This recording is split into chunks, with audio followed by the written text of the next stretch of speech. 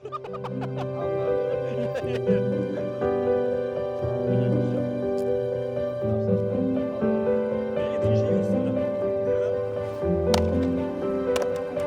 давай.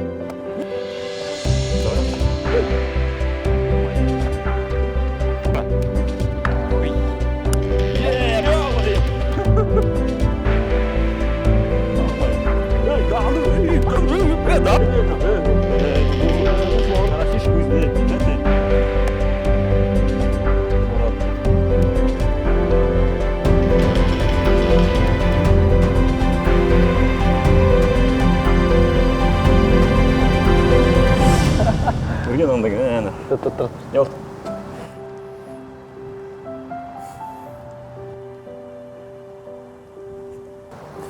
Аяттық болды негізі.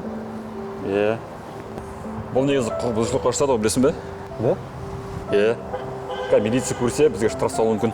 Қош. Әкем айтып еді кезінде.